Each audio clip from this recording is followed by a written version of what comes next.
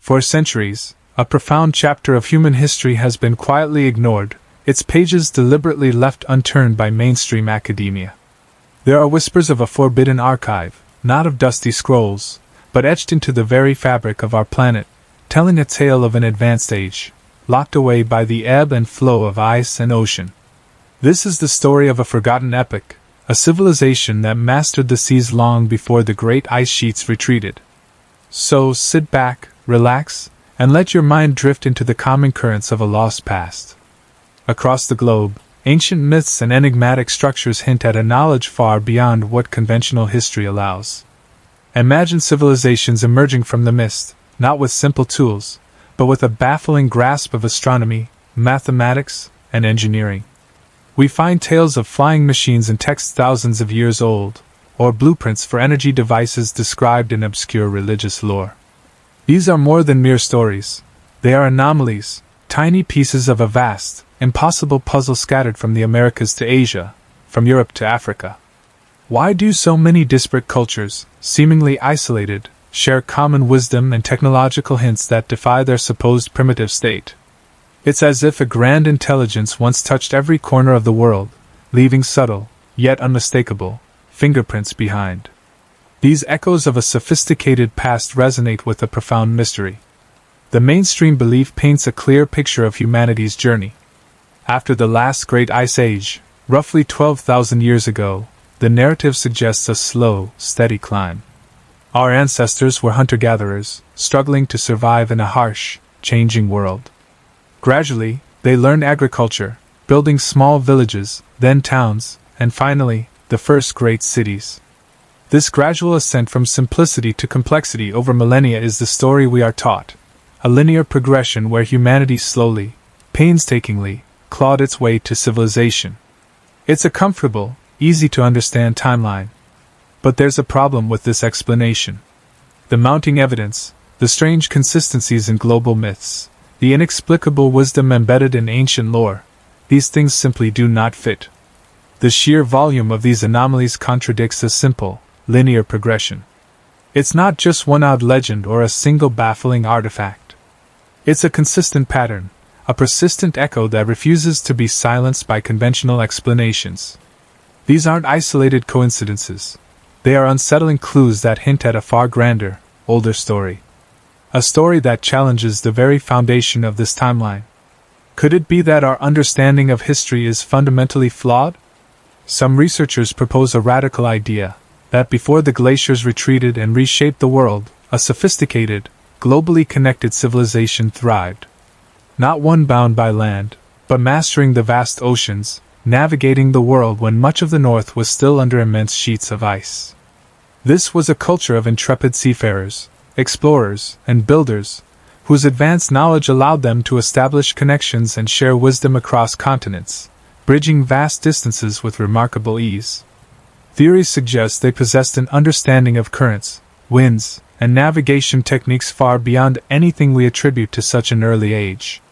They were not primitive, but pioneers, perhaps even the architects of the initial sparks of civilization we attribute to later periods. This powerful maritime culture, adapted to a world vastly different from our own, may have been the true genesis of many ideas we consider modern. If a civilization thousands of years ago had the capability to navigate the oceans, establish global networks, and possess knowledge we are only now rediscovering, what else were they capable of? How much of our true history lies submerged, not only literally beneath the waves, but also metaphorically within forgotten narratives, misunderstood myths, and ignored archaeological sites? The very thought challenges us to question everything we think we know about humanity's past, inviting us to relax into the mystery and ponder the profound secrets hidden within the forbidden archive of the deep. The ocean's depths, it seems, are not merely vast expanses of water. They are silent archives, guarding relics that challenge everything we thought we knew. If our true history lies submerged, as we've begun to explore, then the physical remnants of a forgotten world must surely exist beneath the waves. And indeed they do. Hidden from view, in places almost impossible to reach, stand structures that defy explanation, monuments to an age conventional history refuses to acknowledge. Our journey takes us first to the very edge of Japan, to the waters off Yonaguni Island. Here, divers first stumbled upon something extraordinary in the mid-1980s. Beneath the surface, an impossibly massive stone structure rises from the seabed, a sight that chills some and enthralls others. It appears to be a multi-tiered monument, stretching hundreds of feet. We see perfectly flat surfaces, sharp 90-degree angles, long straight edges, and what look like carved steps leading up grand terraces. There are even features resembling giant, sculpted faces, and intricate drainage systems. It is an eerie, baffling sight, a colossal pyramid or temple complex lying silently in its watery grave. The mainstream explanation for Yonaguni is that it is a purely natural geological formation. Scientists suggest that the island's sandstone bedrock, subject to millennia of seismic activity, powerful ocean currents, and natural erosion, simply fractured in such a way as to create these incredibly regular shapes. They argue that the parallel lines and right angles are nothing more than the natural way this particular type of rock weathers over time. It's a geological marvel, a trick of nature. But there's a problem with this explanation. The sheer scale and consistent geometry across the entire site are difficult to reconcile with random natural processes. It's not just one or two straight lines or an isolated right angle. Instead, Yonaguni presents a complex of interconnected features, a coherent layout that appears deliberately planned. Consider the multiple terrace levels, the precise, long straight walls, the seemingly carved steps that ascend like a stairway to nowhere. Some even claim to have found evidence of tool marks on the stone, although this remains hotly debated. How could unguided erosion, no matter how powerful, create such meticulous symmetry, such grand architecture, spread over such a large area? It looks, to many, precisely like something that was designed and built.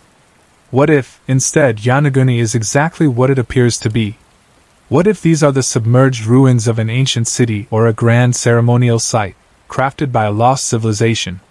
Theories suggest that this monumental complex was built thousands of years ago, perhaps even tens of thousands, at a time when sea levels were dramatically lower during the last glacial maximum. This would mean it was constructed on dry land, by a sophisticated people, only to be slowly swallowed by the rising ocean as the ice sheets melted at the end of the last ice age. Some researchers place its age at over 10,000 to 12,000 years old, pushing human engineering capabilities far beyond what we conventionally believe existed at that time. Imagine the engineering required to cut and shape such massive blocks of sandstone with such precision. Think of the architectural vision needed to plan a structure of this scale. What tools would have been used? What understanding of geometry and construction would such a culture possess? And then, imagine the slow, silent descent of this great monument beneath the waves, a gradual submersion that erased it from human memory for millennia. The builders, their lives, their beliefs, all lost to the encroaching sea. If Yonaguni is indeed man-made, what was its purpose? Was it a temple to a forgotten god, a fortress guarding ancient secrets, or perhaps a city lost to a cataclysm? Who were these builders, and what knowledge did they possess that allowed for such monumental construction so far back in time, challenging our entire understanding of human progress? But Yonaguni is not an isolated incident. Travel thousands of miles across the Pacific, past the Americas, and into the Atlantic Ocean. Off the coast of North Bimini in the Bahamas, in shallow, crystalline waters, lies another anomaly, the Bimini Road. Discovered in 1968, this site consists of an astonishingly long, straight, and impossibly regular formation of massive limestone blocks. It appears to be a paved path, stretching for hundreds of meters in two remarkably parallel lines. Many of these blocks are enormous, weighing multiple tons, and seem to fit together with an eerie precision, like carefully laid paving stones. Mainstream geology offers an explanation for the Bimini Road, much like Yonaguni. They contend that these are purely natural beach rock formations. According to this view, the limestone bedrock, exposed to the elements and the constant action of waves and tides, fractured and eroded in highly irregular patterns. Over long periods, these natural processes could, theoretically, create shapes that appear to be man-made, mimicking the straight lines and orderly arrangement of a road or wall. It's a trick of perception, they say, a fascinating but entirely natural phenomenon. But there's a problem with this explanation. The extreme regularity and precise alignment of the Bimini Road are incredibly difficult to explain through random natural processes alone. It's not just a rough collection of fractured rocks. It's a series of massive, uniform blocks, laid out in two almost perfectly parallel lines, often with straight edges. The sheer length of the formation, extending for many hundreds of meters, and the consistent size and shape of the individual blocks defy simple geological explanations. Many observers find it difficult to believe that nature, without any intervention, could create such a convincing imitation of a deliberate construction, especially given the precise fit and arrangement of the stones. It seems almost too perfect for pure geological chance. What if the Bimini Road is exactly what it appears to be? What if it is a man-made road, a pier, or a section of a submerged wall or harbor? Some researchers believe it is part of an ancient, submerged structure built by a sophisticated coastal civilization. Its proximity to the historical location often attributed to Plato's Atlantis has naturally led to speculation that it might be a remnant of that legendary city. This would suggest a culture with the engineering capability to quarry, transport, and precisely lay enormous stones to create a monumental piece of infrastructure, possibly thousands of years before the accepted timeline for such achievements. Imagine the effort involved in moving and placing these enormous stones with such precision, perhaps even using sophisticated tools we no longer understand. If it was a road, what kind of traffic did it carry? What kind of society built such a massive, enduring piece of infrastructure, now hidden just beneath the shallow waves? The unanswered question remains: is the Bimini Road merely a natural curiosity, or is it a tantalizing glimpse into a forgotten age of monumental engineering, guarding secrets of a lost civilization that once thrived when this area was dry land? Our journey into the depths continues, leading us to another, even more astonishing discovery, one that pushes the boundaries of possibility to their furthest extent. Off the western coast of Cuba, on a vast underwater plateau at depths far greater than either Yonaguni or Bimini, sonar images have revealed something truly spectacular. Led by oceanographer Pauline Zalitsky and her husband Paul Weinzweig, researchers detected a series of perfectly geometric structures, squares, rectangles, circular features, and what appear to be massive, pyramid-like formations. These structures are not just suggestive. The sonar data indicates clear, repetitive architectural forms, organized in what looks like an enormous city grid, all thousands of feet beneath the surface. This alleged Cuban underwater city is, understandably, highly controversial. Mainstream skeptics often suggest that the sonar anomalies could be misinterpreted natural rock formations, or perhaps even glitches in the sonar equipment itself. They point to the lack of direct, conclusive visual evidence from submersibles that definitively proves the artificiality of these structures. Without physical samples or clear video footage, they argue, it's difficult to move beyond speculation. But there's a profound problem with this explanation. The sheer scale of these reported structures, coupled with the incredible depth at which they are found, presents an unprecedented challenge to any natural explanation. We are talking about formations that appear to be enormous, spanning miles, and lying thousands of feet below the ocean's surface.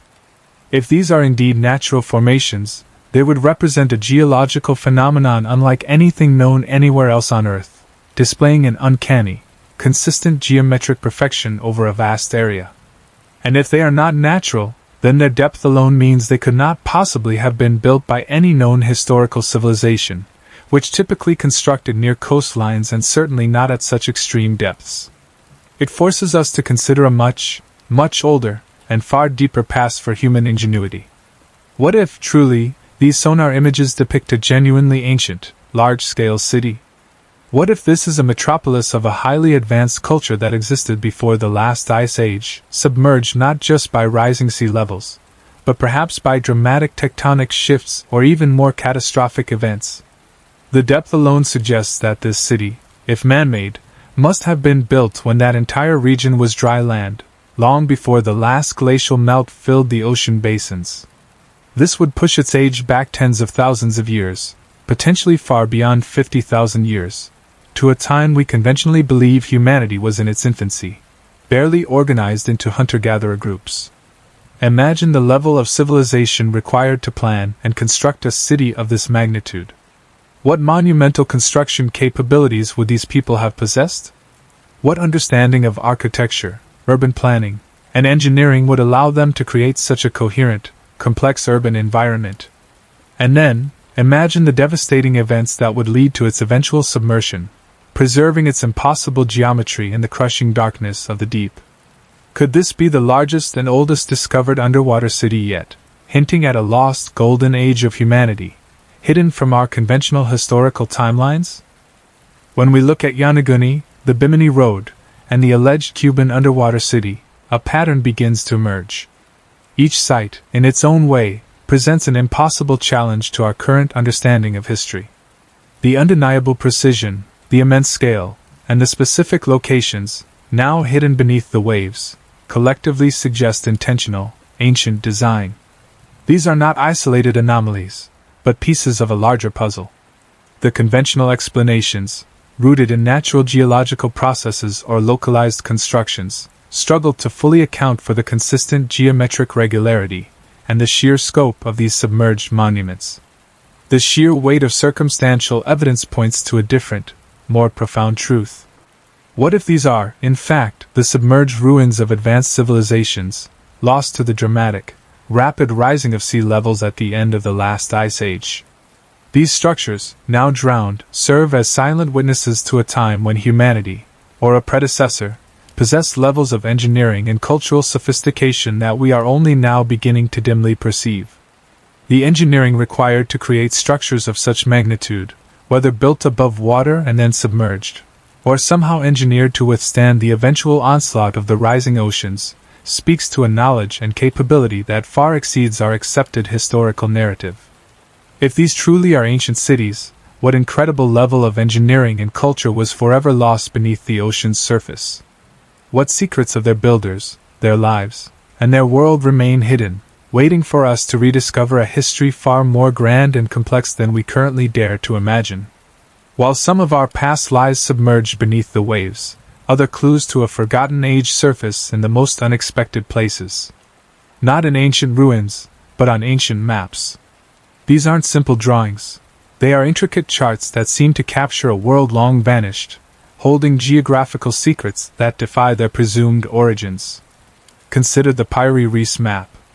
Discovered in 1929 in the Imperial Palace Library in Istanbul, this document dates back to 1513, drawn by the Ottoman Admiral Piri Reis. At first glance, it appears to be a typical Renaissance-era portolan chart, showing the coastlines of Europe, Africa, and the Americas. But this map contains details that are utterly impossible for its time. It depicts coastlines of South America with startling accuracy, including features of the Amazon basin before it was thoroughly explored. Most baffling of all, it shows a landmass far to the south, the continent of Antarctica. The mainstream view attempts to explain away these anomalies. Scholars suggest that Piri Reis simply compiled existing maps, perhaps drawing on various Portuguese, Spanish, and even older Arabic sources. They argue that any apparent accuracy is either coincidence, skillful interpolation, or a lucky guess based on limited, fragmentary knowledge. The Antarctic depiction, they might say, is merely a speculative landmass, a product of geographical imagination common in an era when much of the world remained uncharted. It was thought to be a theoretical southern continent, or terra australis incognita. But there is a profound problem with this explanation. The Piri Reis map not only shows Antarctica, but it shows it in detail, specifically the coastline of Queen Maud Land, without ice. This region, as depicted, has mountain ranges and river systems now buried under a mile of glacial ice. Modern seismic surveys conducted in the mid-20th century, thousands of years after any ice-free Antarctica could have been observed, confirm the accuracy of these hidden features. How could a 16th century cartographer, or any cartographer before the 19th century discovery of Antarctica, possibly have known what lay beneath the vast ice sheet? Furthermore, the map displays remarkably accurate longitudes, a feat considered impossible before the invention of the marine chronometer in the 18th century. Sailors of Piri Reis's time could measure latitude with reasonable accuracy, but longitude was a vexing mystery. Yet these maps show a level of longitudinal precision that shouldn't exist. This undeniable accuracy, particularly regarding a landmass known only in modern times and then only through sophisticated technology, opens the door to alternative theories. Some researchers believe the Piri Reis map is not an original work of 16th century cartography, but a copy of a copy, tracing its lineage back to much older source maps. These hypothetical source maps would have originated from a period when Antarctica was indeed ice-free, a time thousands of years ago, long before our conventional understanding of global exploration and mapping. This suggests a pre-Ice Age global civilization with highly advanced surveying capabilities. Could it be that an unknown civilization possessed the technology to accurately map the entire planet, including its polar regions, when the world was a very different place? Perhaps they had methods of celestial navigation far beyond what we attribute to ancient peoples. Could they have understood spherical trigonometry to project the globe onto a flat surface with such minimal distortion? Or, more speculatively, did they possess some form of advanced observation, perhaps even rudimentary aerial surveying techniques, to capture the intricate details of vast land masses? This would imply an understanding of mathematics, astronomy, and perhaps even some form of engineering that far predates what we call civilization.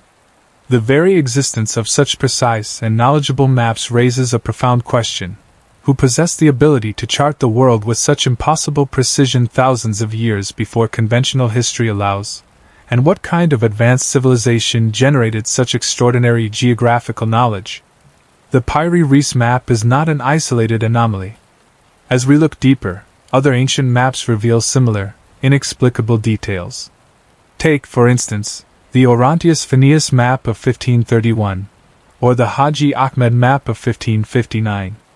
Like Piri Reis's chart, these maps also depict Antarctica.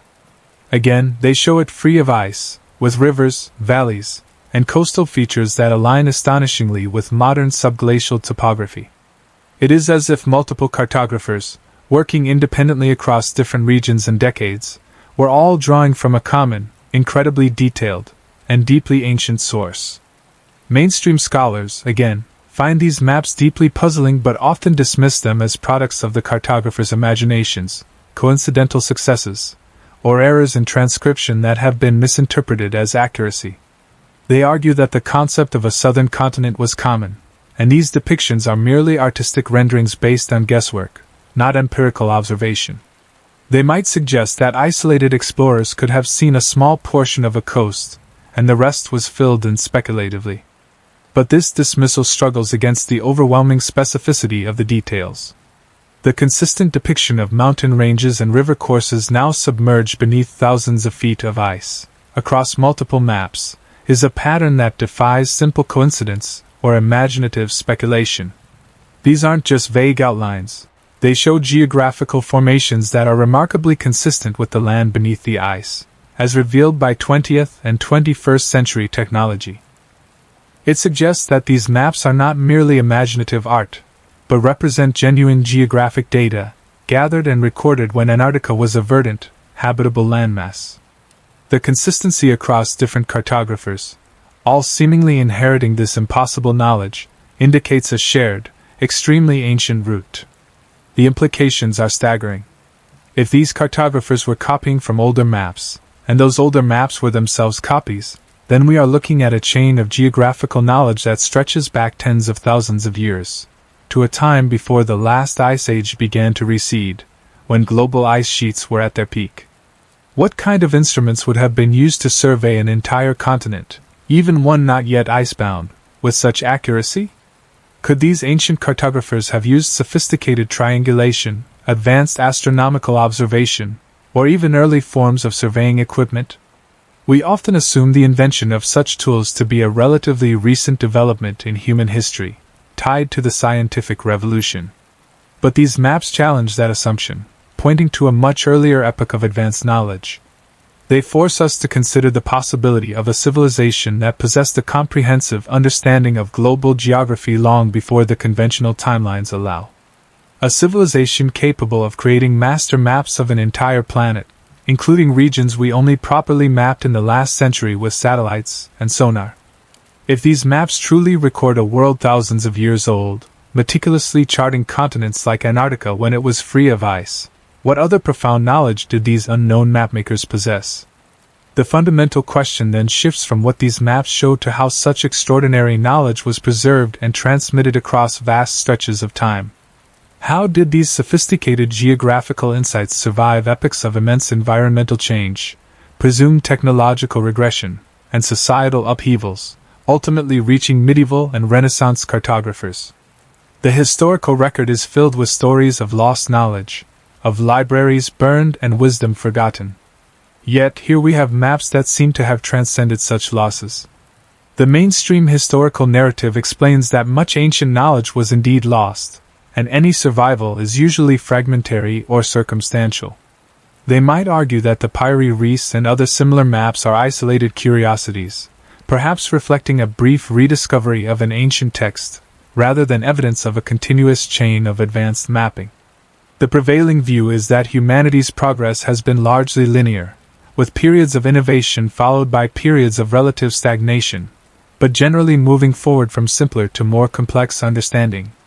But the persistent appearance of these maps, across different cultures and centuries, with their consistently anomalous details, challenges the idea of a simple, linear progression of human knowledge.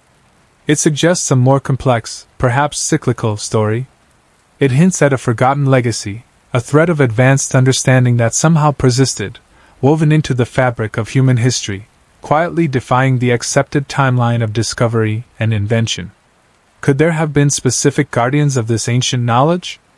Alternative theories propose that these ancient maps are not accidental survivals, but represent fragments of a deliberately preserved knowledge system. Perhaps certain institutions, whether ancient libraries, philosophical schools, or even secret societies, acted as custodians of these invaluable source maps. The famous Library of Alexandria, though largely destroyed, is often cited as a repository of immense knowledge, much of which we will never know. Could copies of these ultimate source maps have been guarded in such places, and then, as empires fell and cultures shifted, been passed down through various, perhaps clandestine, channels? This would imply a conscious effort to safeguard crucial information, understanding its profound importance even as the world around them seemingly regressed. It speaks to a hidden lineage of scholars or navigators who kept this torch of knowledge burning through the darkest ages. Such preservation, whether intentional or accidental through repeated copying, points to a deliberate and profound connection to an incredibly ancient past. It suggests that the cartographic achievements of a pre-Ice Age global civilization were so extraordinary, so vital, that their echoes managed to resonate through millennia, defying time and amnesia. The very act of copying these maps, even without fully understanding their original context, suggests a reverence for their accuracy and detail. If this knowledge was indeed deliberately preserved, a testament to an earlier epoch's advanced understanding of our planet, what was its original purpose?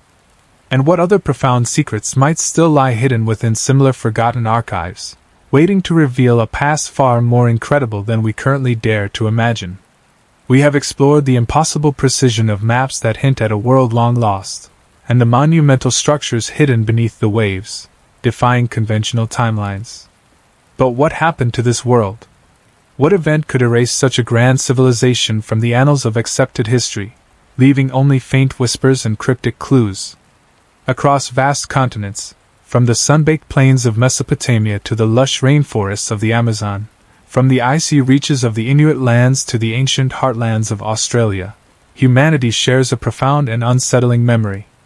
It is a memory of water, of an immense, destructive flood that reshaped the earth and purged its inhabitants.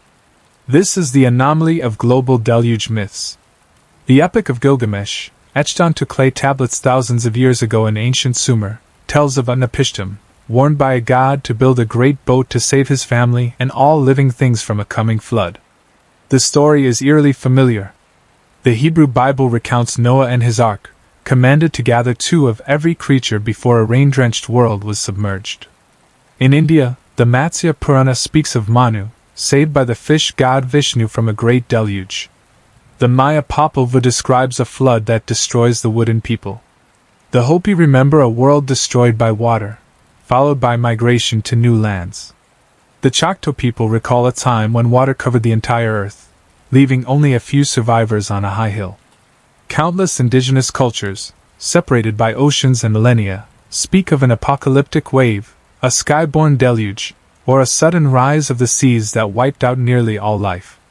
These stories, rich in cultural detail and unique deities, share an inescapable common thread: a global flood, a handful of survivors, and the rebirth of humanity from a cataclysm of water. It is an impossible echo, resonating through time and across every corner of our planet. Mainstream historical and scientific perspectives usually explain these universal flood myths as localized events, exaggerated and transformed by oral tradition over generations. A massive river flood in Mesopotamia, like the one that truly devastated Ur around 2900 BCE, could easily grow into a tale of global inundation. The flooding of the Black Sea Basin, once a freshwater lake, by the Mediterranean around 7,500 years ago is another popular candidate for a localized event that inspired some myths. From this viewpoint, these tales are simply human responses to powerful natural forces, dressed in the garments of their local gods and heroes. They are collective archetypes, born from a primal fear of the uncontrollable power of water, or perhaps allegories for spiritual cleansing and rebirth, not literal history. Each culture, it is argued, simply developed its own version based on its immediate environment and experiences. But there's a problem with this explanation. The sheer number of these accounts, their widespread distribution across every continent, and crucially, their uncanny similarities in specific details challenge the idea of mere localized floods or independent archetypes. It is one thing for cultures to fear water. It is another for them to independently invent stories where a benevolent deity warns a chosen individual, who then builds a specific kind of vessel, gathers animals, and survives to repopulate a new world. The consistency stretches beyond coincidence. How could cultures that never met, separated by vast oceans and entirely different stages of development, all tell a story of sending out a bird to find dry land, or witnessing a rainbow after the waters recede? These are not generic themes, they are remarkably precise narrative beats. Coupled with these mythological echoes, a growing body of geological evidence points to a period of rapid and cataclysmic change at the end of the last ice age, an era known as the Younger Dryas. Around 12,900 to 11,700 years ago, Earth experienced a sudden, dramatic cooling period, followed by an equally sudden and dramatic warming. This warming triggered massive deglaciation. Vast continental ice sheets, miles thick, began to melt at an accelerated pace, unleashing torrents of fresh water into the oceans. Geologists have identified distinct meltwater pulses, periods of incredibly rapid sea level rise, far beyond anything experienced in recorded human history. Some estimates suggest sea levels rose by tens of feet, or even hundreds of feet, over mere decades or centuries. What caused these sudden shifts? Theories range from massive underwater volcanic eruptions to shifts in ocean currents, but one particularly compelling idea is the Younger Dryas impact hypothesis. This theory suggests that a cometary fragment or asteroid struck the Earth, perhaps over the North American ice sheet, triggering a chain of devastating events. Such an impact could have caused widespread wildfires, a sudden release of methane leading to rapid warming, followed by a dust-laden atmosphere causing a cooling phase, and then, as the dust cleared, accelerated melting of the ice sheets on an unprecedented scale. The evidence for such an event includes a layer of nanodiamonds, microspherules, and other impact indicators found in sediment layers across various continents, precisely at the Younger Dryas boundary. If such an impact occurred, the resulting tsunamis, the rapid melting of glaciers, and the subsequent sea level rise would have been truly global in their impact. Therefore, building on the evidence we saw earlier of monumental structures and maps of an ice-free world, an alternative theory emerges. What if these universal flood myths are not just allegories or exaggerated local events, but collective memories, historical records, deeply embedded in the human psyche, of a catastrophic, global-scale deluge? Could they be the shared trauma of a world-changing event that truly submerged vast coastal civilizations and annihilated an advanced, pre-Ice Age maritime culture? If a sophisticated seafaring civilization, one with the ability to map the globe and construct monumental underwater structures, thrived in the coastal zones of a pre-Ice Age world, then the rapid rise in sea levels at the end of the Younger Dryas would have been an unimaginable disaster. Their cities, ports, and fertile coastal plains, which would have been crucial to their existence and expansion, would have been swallowed by the relentless ocean. Imagine the terror, the loss, the desperate scramble for survival as the land literally vanished beneath the waves. The few who survived, perhaps those on higher ground or lucky enough to have seaworthy vessels, would carry the indelible memory of this cataclysm. These survivors, scattered and traumatized, would have passed down their accounts through generations. Over millennia, the details might have become embellished, the names of gods and heroes changed to fit local pantheons, but the core narrative, the great water, the destruction, the rebuilding, would remain. The flood myths, in this light, become a precious, albeit fractured, historical archive. They tell of a time when the earth itself convulsed, when the very land beneath human feet was reabsorbed by the sea, forcing humanity to start anew, with only fragments of their former knowledge and the haunting memory of what was lost. The impact on such a sophisticated maritime culture would have been total, leading to the collapse of their global network, the loss of their technology, and a forced regression into more primitive ways of life for the scattered remnants. Were these ancient flood accounts more than just allegories, then? Could they be vivid, terrifying historical records of a cataclysm that wiped away an entire epoch of human achievement, leaving behind only these indelible whispers in our shared memory? If so, what incredible secrets about a forgotten world lie hidden within these universal tales of watery destruction and rebirth? And what does it say about humanity's capacity to both endure and forget? We've explored how ancient floods might have erased vast civilizations, leaving behind only the ghost stories of deluge. But if such a sophisticated culture once controlled the oceans, as the evidence suggests, what kind of technology did they possess? What lost devices powered their endeavors? This question leads us down an intriguing path, one where the lines between myth and engineering blur, and the whispers of a forgotten science emerge from the oldest texts. Imagine a world where ships could glide not just on water, but through the skies. Imagine structures built with methods unknown to us today. Ancient Indian texts, like the Vedas and the epic Mahabharata, speak of flying machines called vimanas. These aren't just simple chariots with wings. The descriptions are strangely specific. Some passages detail their construction, their propulsion, and even their use in aerial warfare.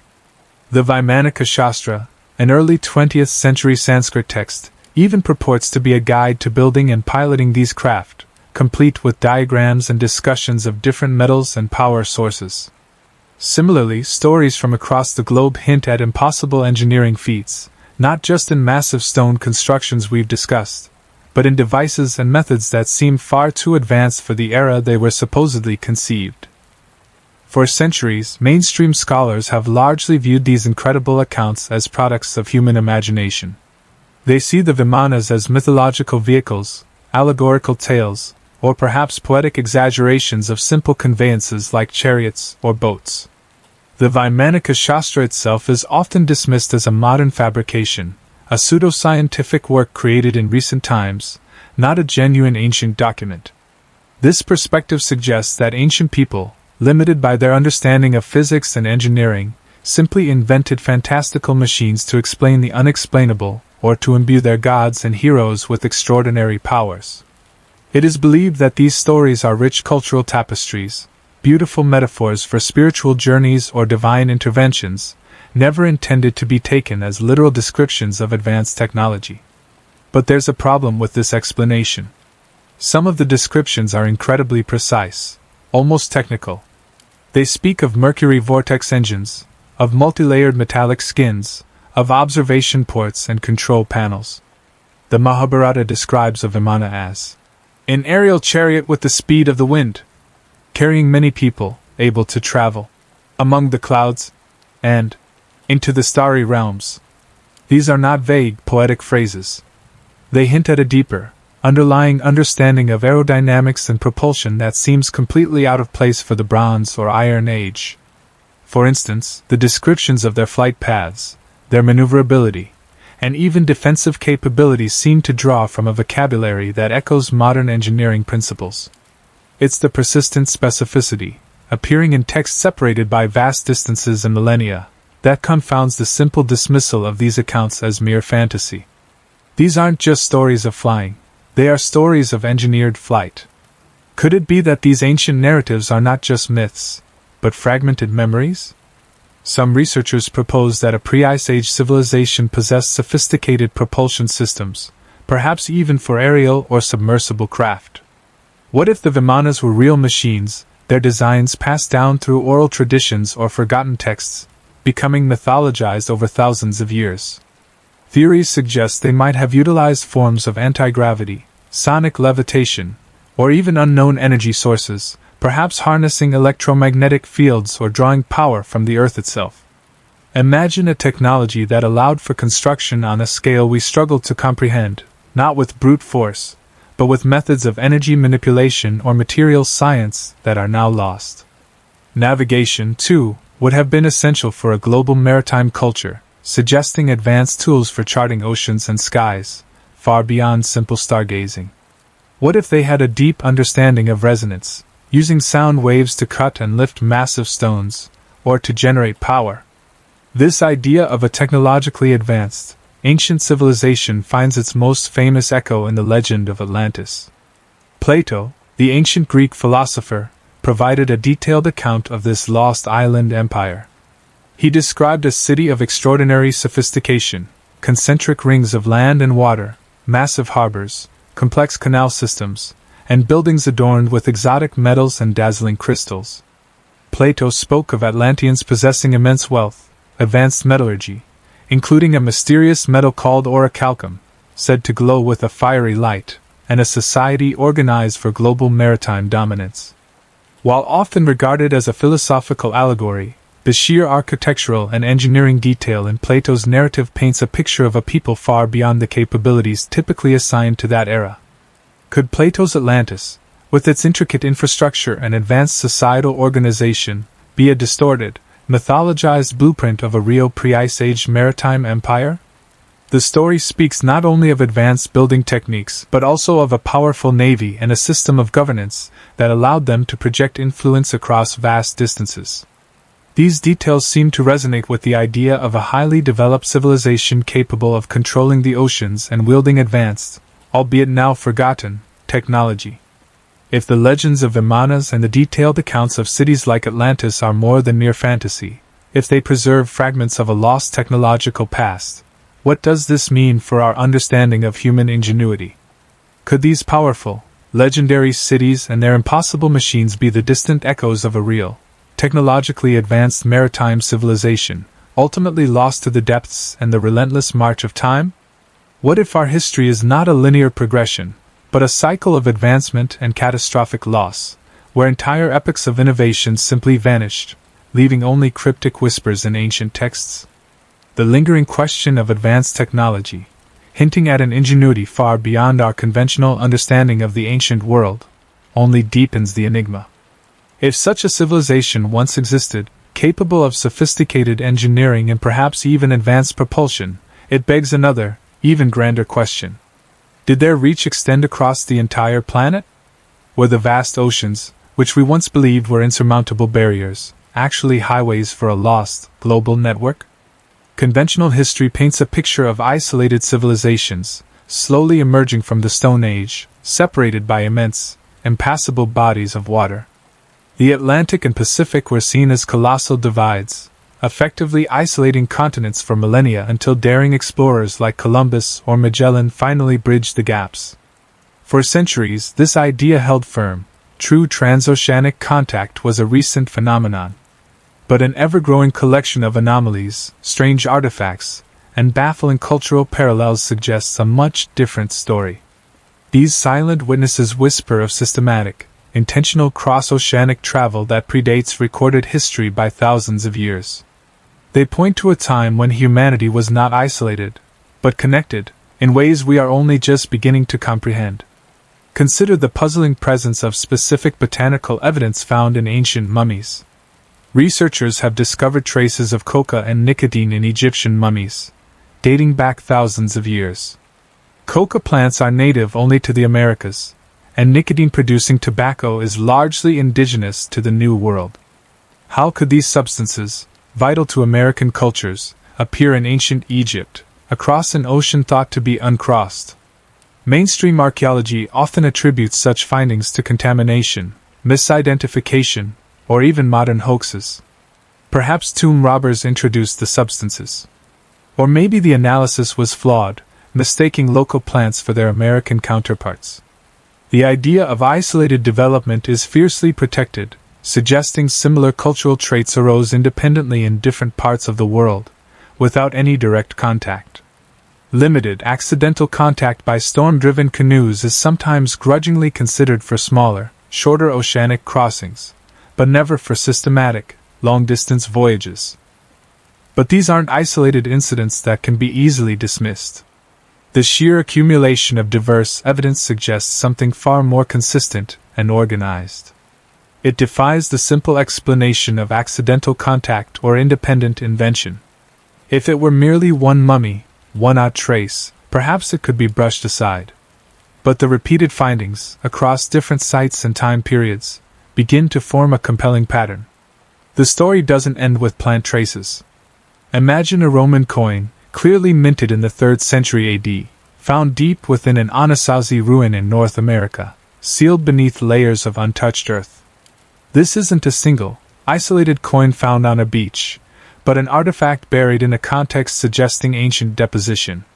While mainstream historians typically dismiss such findings as modern errors, lost curios, or even outright hoaxes, the persistent appearance of such out-of-place artifacts challenges the narrative of absolute pre-Columbian isolation. Consider also the striking similarities in architectural styles and artistic motifs found in vastly separated cultures. The monumental stone heads of the Olmec civilization in Central America, with their distinctively African-like features, have long puzzled scholars. Could they depict individuals who traversed the Atlantic long before Columbus? The step pyramids of Mesoamerica echo those found in ancient Egypt or Mesopotamia, not just in form, but in their ceremonial function and orientation to celestial bodies. While independent development is the conventional explanation, the deep, fundamental congruence between these cultures stretches the boundaries of coincidence. Further adding to this tapestry of interconnectedness are genetic and linguistic echoes across continents. Certain genetic markers found in specific indigenous populations in the Americas show surprising affinities with populations in distant parts of Eurasia or even Oceania, relationships that do not fit the established timelines of Siberian migrations across the Bering Land Bridge. Similarly, linguists have pointed to tantalizing structural resemblances or shared root words between seemingly unrelated languages separated by vast oceans. These aren't definitive proofs, but they are persistent whispers that challenge our understanding of human migration and communication. Mainstream theory struggles to fit these pieces into its established framework. It relies on a combination of skepticism, a preference for independent invention, and an insistence on very limited, unintentional oceanic drifts.